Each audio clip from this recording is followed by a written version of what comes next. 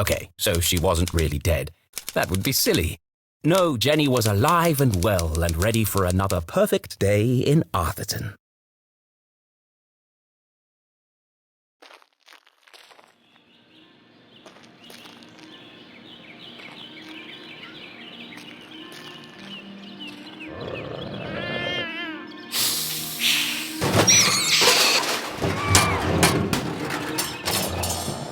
What the? What a mess. I should investigate.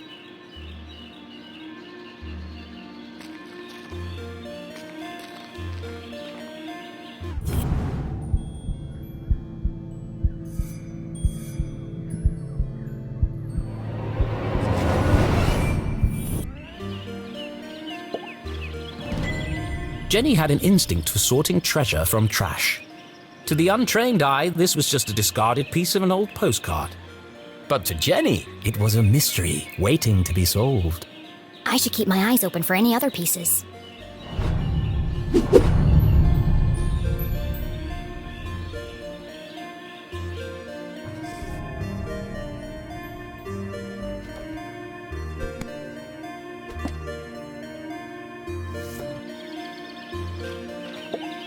The notice board was awash with flyers, personal ads, and the occasional piece of gum. I'm amazed anyone can find anything on here. Fortunately, Jenny had a useful trick to use in a situation like this. Mom always says, a great detective eliminates the noise. Focus on the details, and you'll find clarity in the chaos.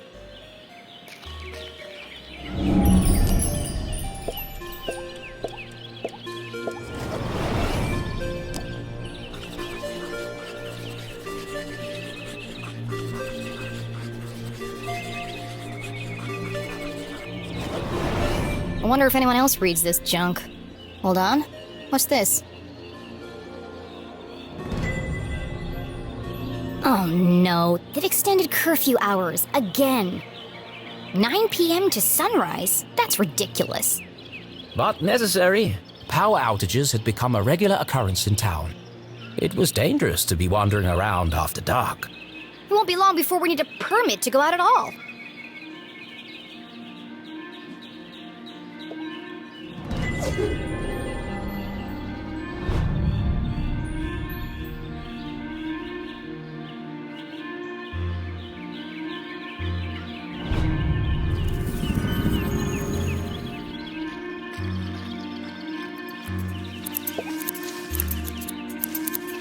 Hey, you! Oh, hi there! What are you doing back there?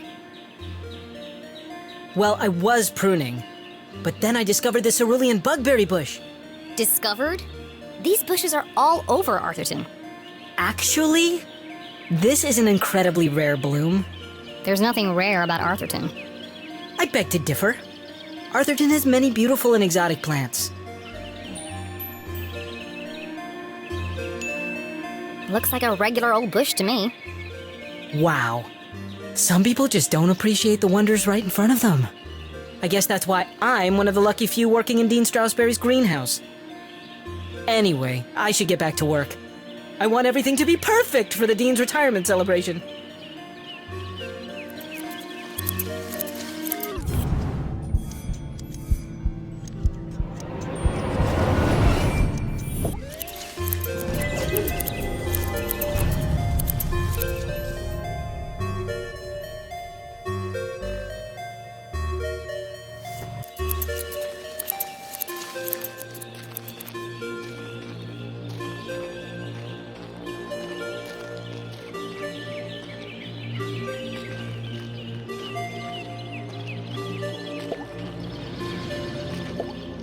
Signs and decorations adorned the entire campus.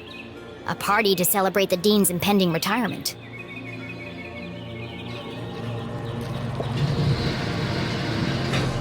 Left!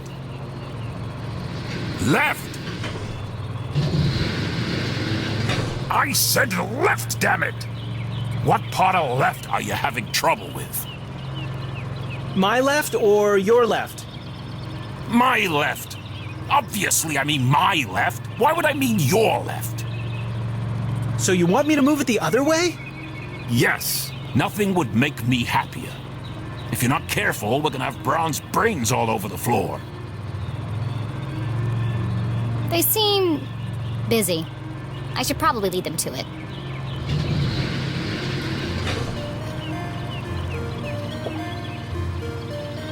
Hello, Mr. Stroudsbury. How are you today?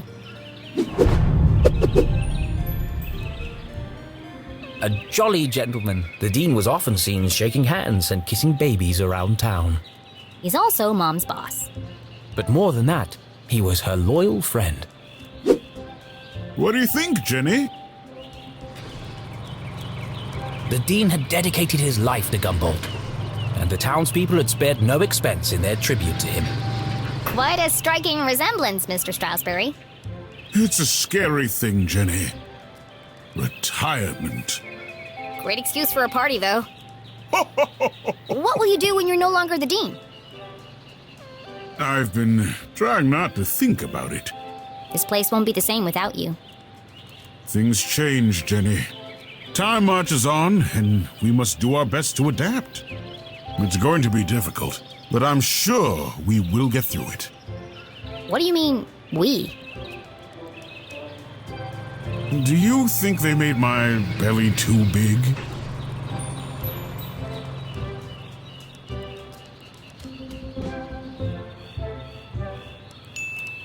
It's probably just the perspective, Mr. Stroudsbury. You are a clever one, Jenny LeClue. Speaking of which, have you been practicing your detective skills? Have I? Of course, always. Well then, I have a challenge for you. I bet you can't guess what I ate for breakfast. At last, a real challenge for Jenny. A fiendishly difficult puzzle that would take all her wits to solve.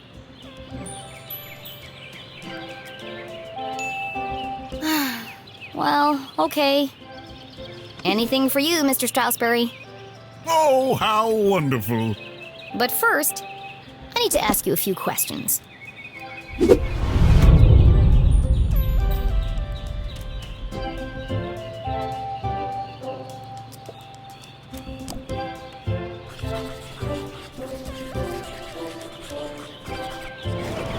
It can't be dandruff. He has no hair. I have a hunch it's powdered sugar.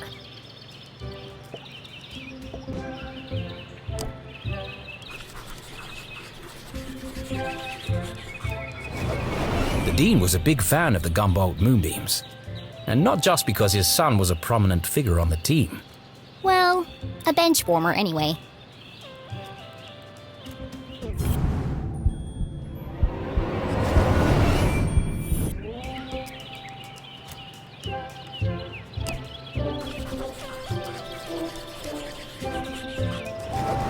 A thick bundle of note cards poked out of the Dean's pocket. What's he keeping so close to his chest? You've been making a lot of notes, Mr. Stroudsbury. Oh, I was intending to make a speech on Saturday. Why have you scratched out so much of it? Your mother suggested I keep it short, and quite right, too. I must have rewritten it 20 times by now. I just can't seem to find the right words.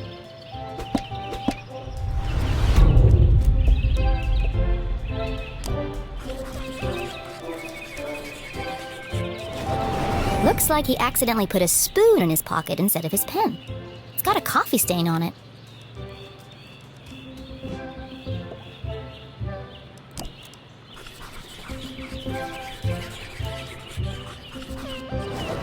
Ipsa scientia potestas est.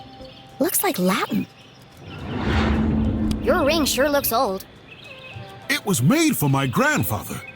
He passed it down to my father, who passed it down to me. And when the time comes, I'll pass it on to my son. The Stroudsbury family had been champions of education for generations. What does the inscription mean? Knowledge itself is power. The inquisitive spirit is a mighty thing, Jenny. And nothing is as important as the truth.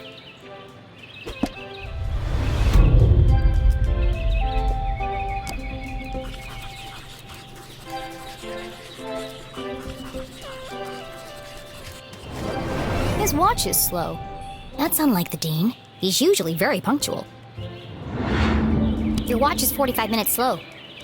Is it? Oh my. That explains why there was no cheesecake left in the cafeteria. My head's not screwed on today.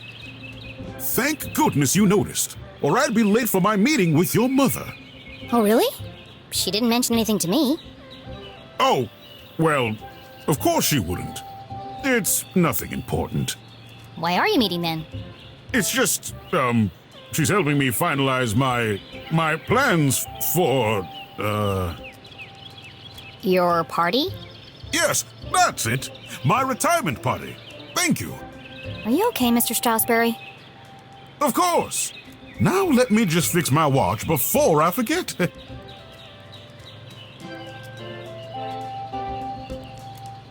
Now, where were we?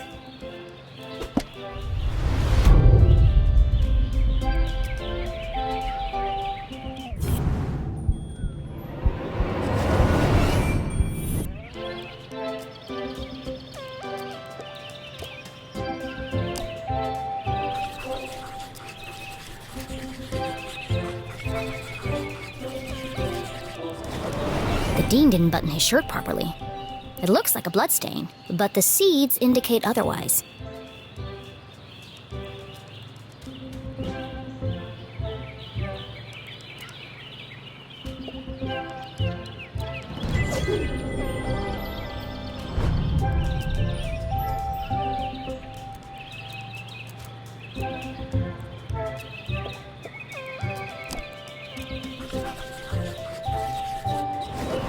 For the dean, being covered in plant life was not unusual. His work as a botanist was renowned. Looks like you're carrying some extra baggage today, Mr. Strasberry. Well, I do have a lot on my mind. I was referring to your legs. Oh, thank you. I have been doing my daily calisthenics. No, I mean the sticky stuff on your pants. What? Oh! Hitchhikers. I've been working on a new orchid hybrid in my greenhouse. They're beautiful, but the leaves are quite clingy. I will say, I am looking forward to spending more time in the dirt. So, what do you think, Jenny? Can you guess what I had for breakfast? Sure, Mr. Strasberry. I've got everything I need to solve this mystery. What did the dean eat for breakfast?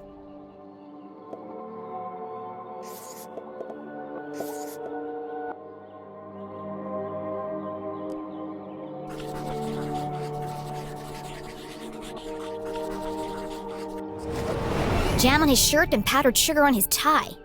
The evidence points strongly to the dean's breakfast consisting of 1, maybe 2 donuts.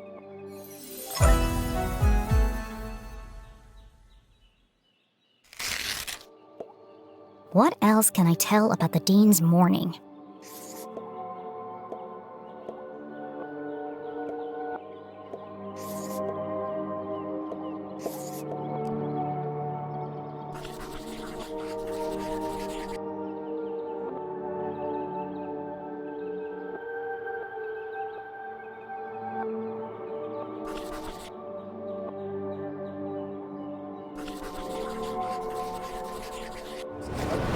That's not right.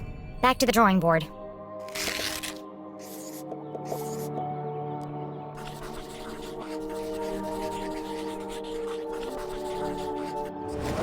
The dean had neglected to wind his pocket watch. The act of a distracted man. This resulted in his whole routine being thrown off, which might explain why he has a spoon in his pocket instead of a pen.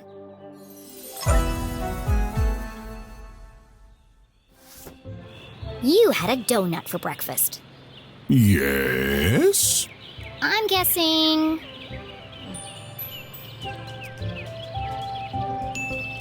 strawberry. How did you know? That part was easy. You always have donuts for breakfast.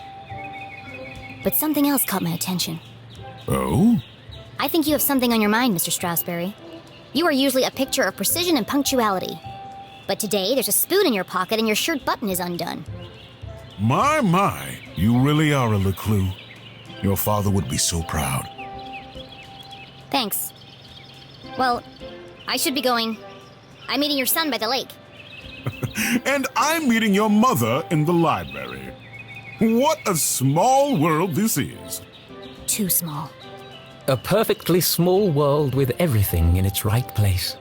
Who would want to change that? Pardon? Nothing. See you on Saturday. Oh, yes.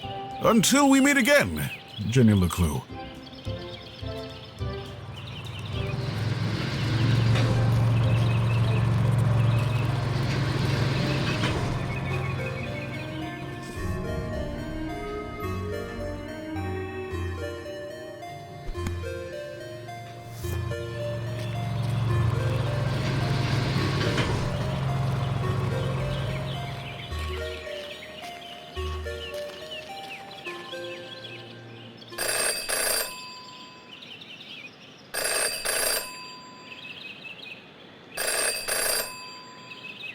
Well, that's not creepy at all. In her short time as a detective, Jenny had learned never to ignore a ringing phone.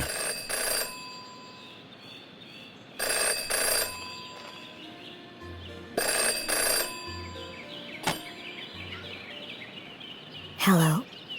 The dog barks loudest before the dawn. What? CJ, is that you? The dog barks loudest before the dawn. Really? This again? It's me, Jenny. We don't need to do this. I have no idea who you are, and I know no one by that name. The dog barks loudest before the dawn. Fine. The early bird can't catch the lazy worm. Good. The wind blows strongly from the east. People in glass houses should invest in curtains. Excellent. The evening sky is full of fireflies. The last donut is the tastiest. Ah, Jenny, it is you. Of course it is! I need to meet with you right away. Okay. Where do you want to meet? This place will do. Everyone in town knew that CJ was mad, even dangerous. He's not dangerous. He just doesn't accept things at face value. Sure, he's a bit fixated on extraterrestrials, but at least he's passionate about something. CJ and Jenny certainly indulged each other's obsessions. But most of all, CJ treated Jenny like a colleague. And not a little kid. CJ, why did we go through all that if you're right here? Can't be too careful. Are you sure you weren't followed? Who would be following me? Shh. This place is compromised. We don't have long to talk.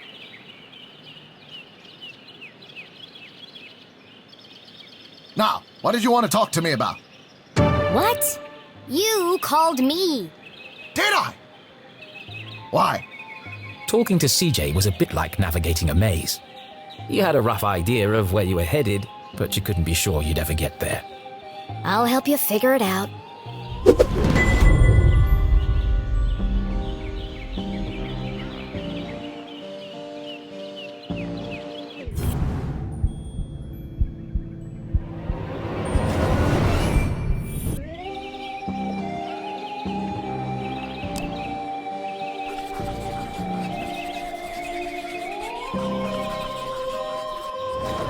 I knew he was hiding something. A compass with strange symbols where the cardinal direction should be. Looks broken. Where did you get that compass? Ah, you spotted it. I knew you would. It belonged to my father. He left it to me to find the truth. You're not going to find anything with that. The needle is wandering all over the place. A bit like you. It's searching For what? for them. It's this town, Jenny. It's Arthurton. They're here, among us. And this proves it. Or it could just be broken. Could be. I guess we'll never know.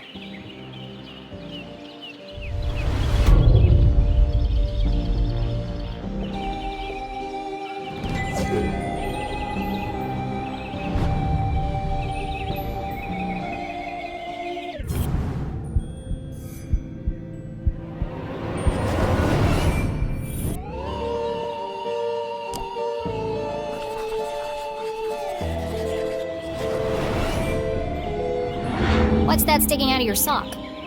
Ah! That's what I wanted to talk to you about. I intercepted a secret message. Classified intel. It's proof, Jenny. It's happening again. It's time for us to join the fight. This doesn't look like the kind of pamphlet he usually makes. It's been professionally printed. Could CJ finally be onto something?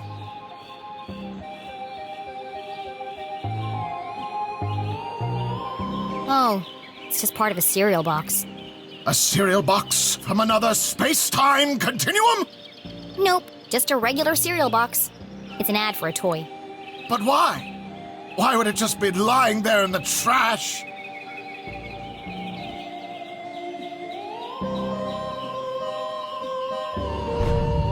I'm sorry, CJ. There are still great mysteries out there to solve, but this isn't one of them.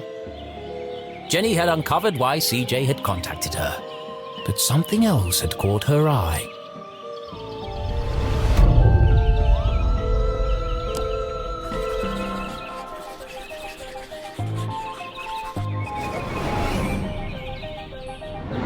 Is it your birthday, CJ? Birthday?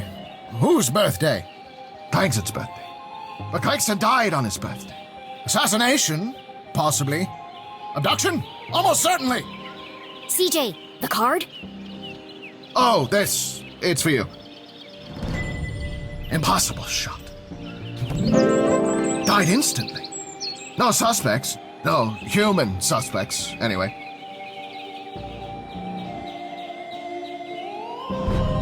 Thanks, CJ. That's, thoughtful. I didn't think you'd remember. I know what it's like to lose something important to you. Now triple shred and incinerate that card as soon as possible! It's got my fingerprints all over it! So what's the plan now? Library. Research. Very important. Very hush-hush. They let you back in? Not yet. But I've got this hat now. It wasn't your head that needed covering. No, for disguise! I know, CJ. What is it this time? More UFOs? Radio wave mind control? A globally connected communication network used exclusively to view pictures of cats? Jenny, you sound crazy. I'm just preparing my defense for the hearing. Is this because you tried to hypnotize Mrs. Brown's prize poodle? No, that was last week. It's because I peed in the water tower. CJ, that's gross. And this is the thanks I get for saving everyone from the mind control chemicals? Well, I guess I'll see you later then. But CJ was gone. CJ, I know you're standing behind the phone booth. I just watched you walk over there. No, I'm not. Okay then, bye. See you later.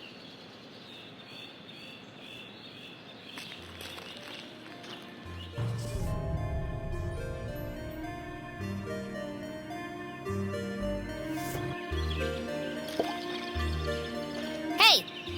Ah! Damn, that's the third time today. Oops. Hi, Jenny. Great job solving that case today.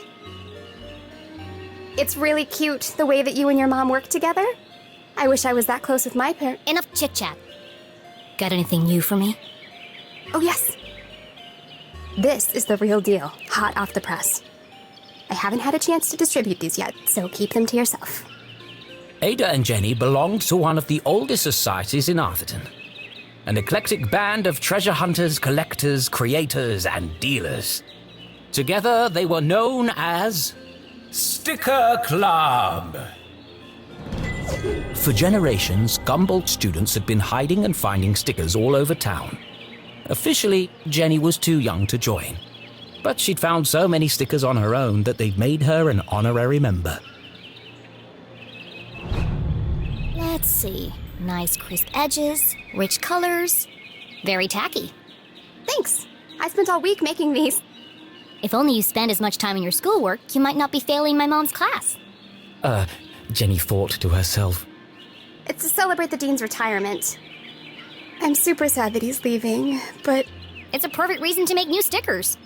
Exactly. Oh, We're going on an epic sticker hunt before the Dean's party. You should join us! Even if Jenny had wanted to join them, And I don't. she knew she'd be stuck with her cousin all weekend. Thanks, but I work alone. Oh, okay. See you around, Jenny.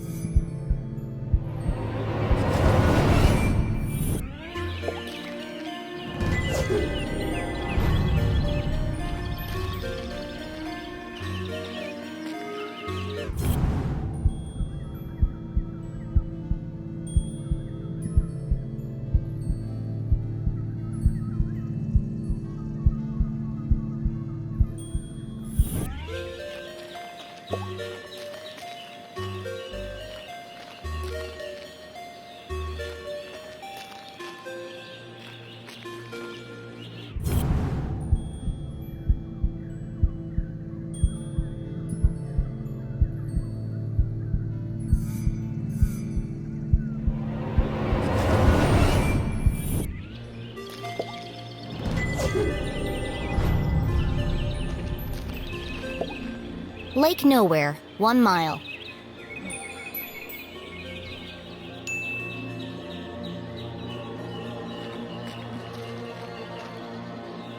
Stop!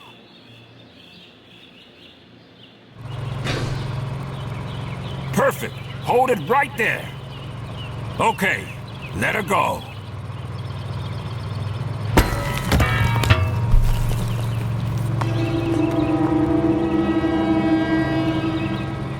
Oh dear. That was ominous.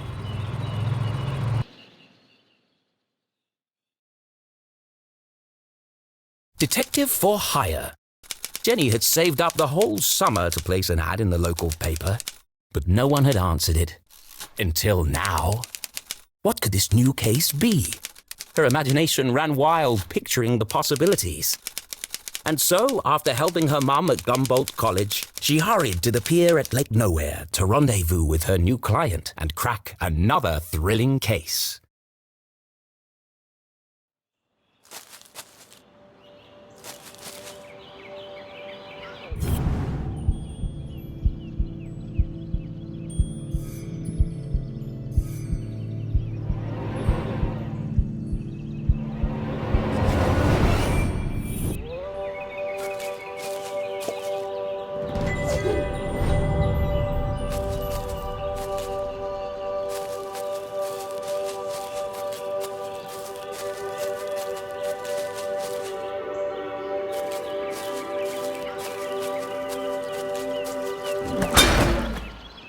What the?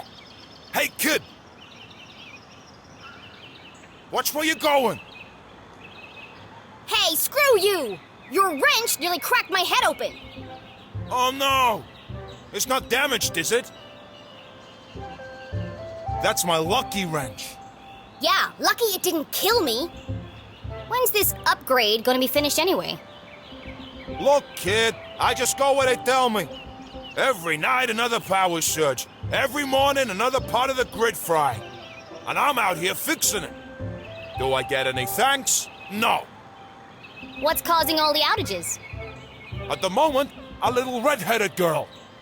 Now throw me my wrench, kid. Looks like I have all the leverage. So tell me, what exactly is taking so long with these repairs? Apart from shoddy workmanship, that is. Hey, we're busting our butts to keep your lights on. These lines should be lasting for decades, but they're burning out after just a few weeks. It's the strangest thing. Anyway, Toss me my wrench. But be careful. It's a family heirloom. But what could possibly be using that much power? You're killing me, little girl. Arthurton's a tiny town. The mines are practically shut down. So what could it be? Surely someone must know. All I know is I got 3 more jobs today, and I can't finish any of them without my wrench. So, will you please just give it back already? Fine. I've got bigger fish to fry. Thanks, kid.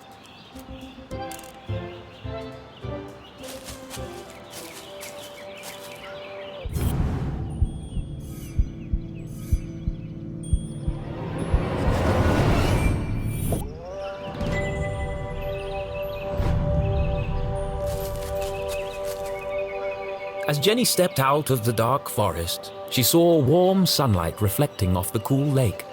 And next to that, something even cooler. Keith Stroudsbury. Come on, Keith! Dance like you beat it! Not so much grinding. Oh, Keith, what are you doing? Not everyone saw it, but to Jenny, there was something special about Keith. He's just happy being himself. Nothing seemed to bother him. Not even having to dance in a costume for $1 an hour. But Jenny was not so laid back, Not when it comes to standing up for a friend. especially her only friend.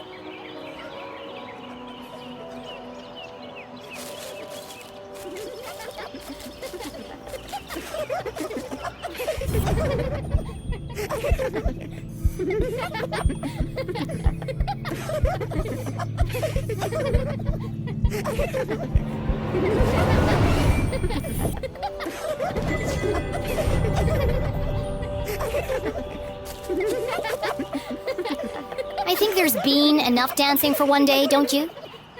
Hey, Jenny. Hello, Susan. Actually, I prefer Susie. Busy laughing while others earn a living, Susan? Not everyone's got your dad's money, I guess. Jenny! Hi! Tall and handsome, with intense, mysterious eyes. Cool should have been his middle name, instead of Tarquin. But Keith was so cool, he didn't even mind. Give me 1 minute. I'm just finishing my... Sure. Don't let me interrupt your work. My shift ends. In 15 minutes, I know. I'm early. I'm meeting a client over at the dock. Paid case. Could be big. Real big. Couldn't be as big as her head. Wow, that's really... Impressive? Maybe. All I care about is keeping this town crime-free. The only crime here is that haircut. Back in a minute, Keith. I'll have the usual.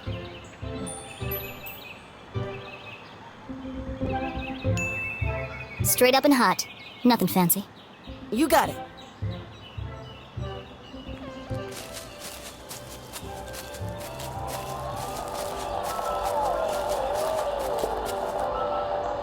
How about now? Move it to the left a bit. What's he doing up there? Not now, kid. We're busy. Any better? No, keep going. Now? Yes, it's working. Hold it right there. That's what all the fuss is about? Not this guy again. What is that? Whatever it is, it's not my music. Maybe it's jazz? Shh! I'm trying to listen. You shush. I'm the DJ. I'm in charge. When's this party getting started, boys? Oh, just a few more minutes. How are we supposed to dance to this? I think we're losing them. Another station must be interfering with the signal. But there aren't any other stations in Arthurton. Wait! All these wires must be acting as a giant antenna. Jenny listened closely to the mysterious transmission. It was like no other radio broadcast she'd heard before. Hold it steady! Sorry, I'm trying. That's just getting worse. You might as well come down. No, wait! I can almost make out what they're saying. Just like that, the sound faded away. What did you do? That's no use. Come on. We gotta get this equipment back to the AV department by 6. Jenny was so lost in contemplation, she'd almost forgotten the case at hand. My client. I'm supposed to meet her at the dock.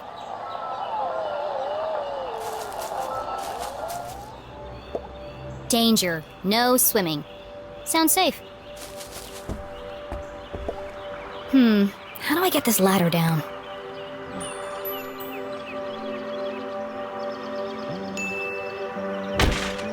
A ladder that doesn't ladder.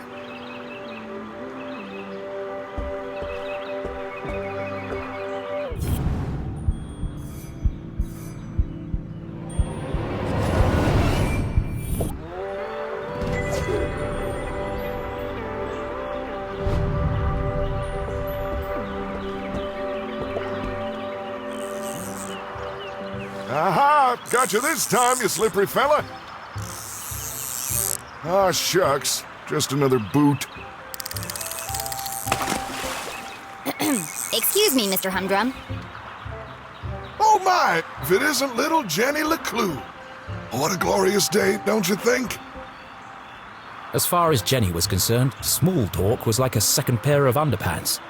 Uncomfortable and completely unnecessary. But Mom always says, create a good rapport and they'll reveal everything to you. So she gave it a shot.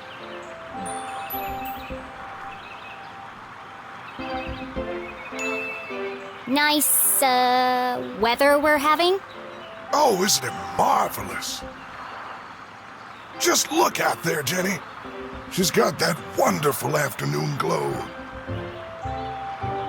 No one knew why the lake glowed at night, and few were brave enough to swim its murky waters. What lay beneath its depths was the stuff of myth and legend. Somewhere out there lies the giant red herring, or so they say. But no one's ever caught one. Sounds fishy to me. Well, if she's out there, I'll catch her. Someday. Great. Well, now that we have a good rapport, where can I find Mrs. Humdrum? Well, she's down there on the ridge. Only one problem. I think the ladder is broken. Ah, yes. There's a knack to it. First you shake it, then you kick it, and then you push it. Sounds unnecessarily complicated. I'll join you down there in a bit. Just have to sort my tackle out.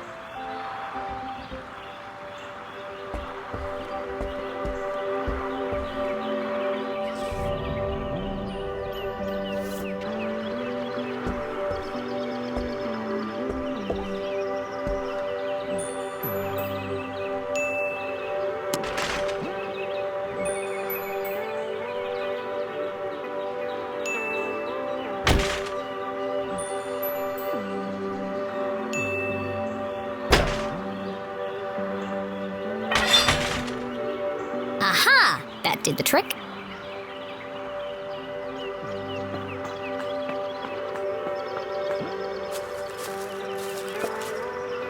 Mrs. Humdrum, I presume? Oh, hello! You? I'm the private detective you contacted. Jenny LeClue, at your service. I'm here to solve your case. Who is it, Dan? It's Jenny, dear, the LeClue girl. She doesn't see so well without her glasses. Oh, hello, Jenny. I'm afraid I don't see so well without my glasses. Nothing wrong with her hearing, though. What did she say? I said there's nothing wrong with your hearing, dear. Oh, no, thank you. I've already eaten. I believe you have a case for me? We do. We do. Great. So what's the trouble? Haunted by the ghost of a former lover? Worried you're being poisoned by a mad uncle? Something so dark and gruesome I can't even begin to imagine the horror? Well, I've lost my reading glasses. Oh. And there it was, a real case. A confounding mystery to challenge Jenny's brilliant mind. I thought this was finally going to be a good one. What do you think, Jenny? Can you help? Sure, Mr. Humdrum. I'm gonna need to ask you a few questions.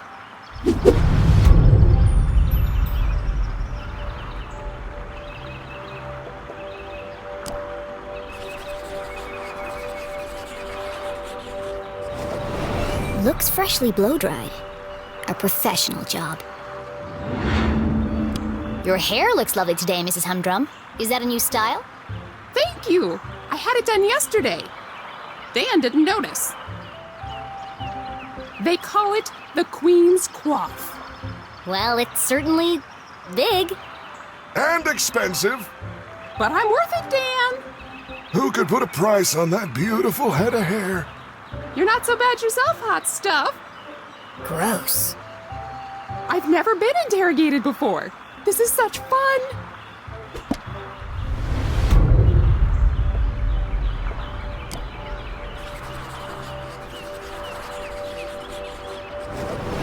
Jenny recognized the distinctive indentations left behind by a pair of spectacles. She must have been wearing them recently. You still have marks from your glasses on the bridge of your nose. You probably lost them within the last day or two. Oh, I never would have thought of that. When do you last remember wearing them? I'm really not sure. Dan? You had them at your Tuesday book club. Oh, yes.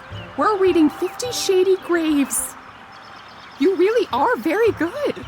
The best. How long have you been solving mysteries? But I'll ask the questions, thank you.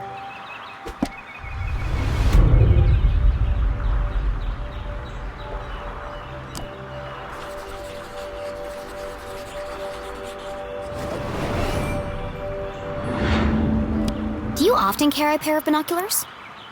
She doesn't go anywhere without them. I presume you don't wear your glasses when you use the binoculars. no, I can't get my eyes close enough to the eye cups. I see. What's next? Fingerprints? Or polygraph test? It's like you're reading my mind.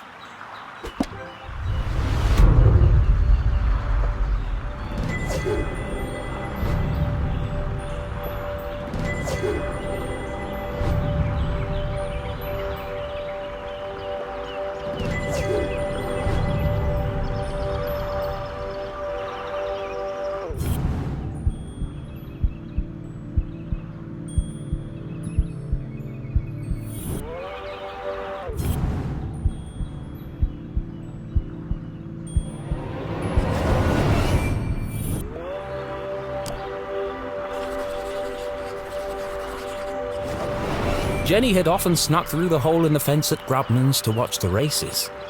She could understand why the dogs ran so hard. They were chasing the promise of food. What the adults were chasing was less relatable. I notice you're a gambler, Mrs. Humdrum. You've been at the Greyhound races. That was yesterday. We always go to Grubman's on Wednesday. Did you take your binoculars with you? Of course. Those little critters are so far away. I can't keep up without my binoculars. Interesting. Have you figured it out yet? The suspense is killing me.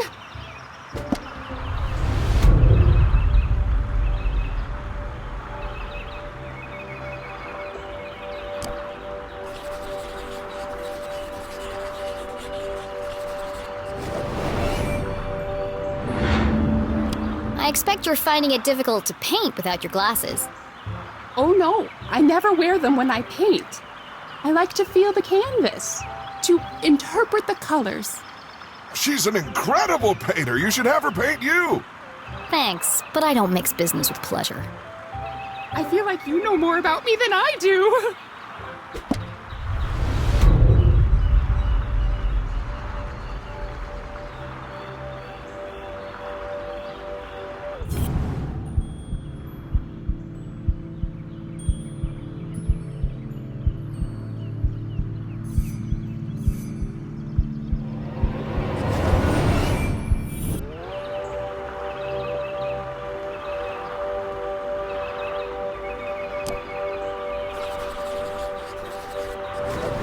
That's a large hole.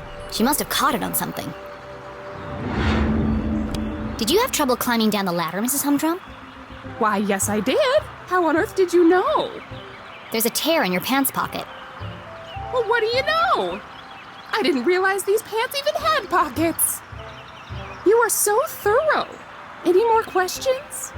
I think I have everything I need to wrap this one up.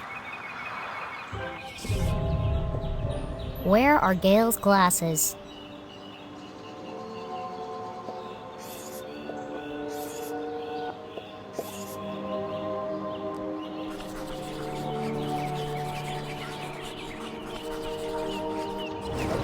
Nope, that's not what I meant. Let me try that again.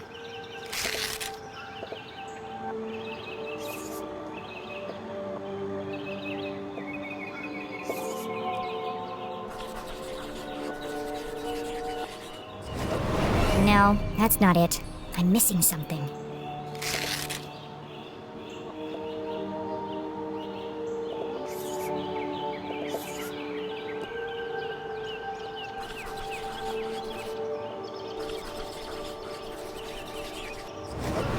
Nope, that's not what I meant. Let me try that again.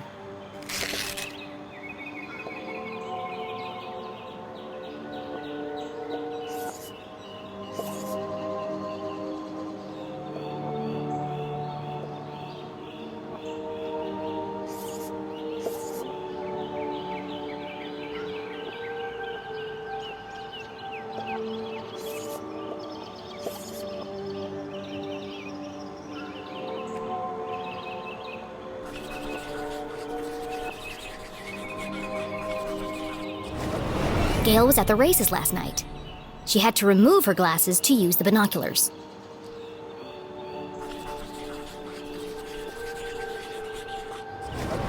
Gail also had her hair cut recently.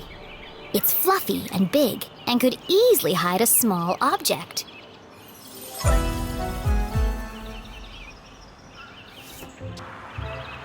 Solving a complex mystery like the case of the missing glasses was tough work.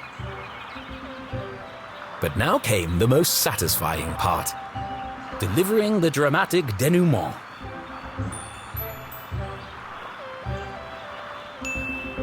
It could have happened to anyone. Why fate picked this poor woman, we may never know. Who's she talking to, Dan? Shh, she's working. Our victim. A simple-minded but well-meaning lady with mild myopia and a keen sense of fashion. Oh, I think that's me, Dan. A fruitless day at the racetrack. An act of instinct lost in the heat of the moment. One hand reaching for a pair of binoculars. The other moving a pair of reading glasses aside. That's what happened. Picture the glamorous yet impractical coiffure, tall enough to conceal a small object. It's almost like I'm there. Ladies and gentlemen, I posit that these missing glasses are not missing at all. They are, in fact, hiding in the victim's elaborate web of hair. Oh, so they are. Right there on top of my head. Incredible! What a talent! They're always in the last place you look, aren't they? A master detective in the making. What would we have done without you? Gail, don't forget to pay the girl. Oh, of course, silly me. You must be rewarded generously for all your hard work.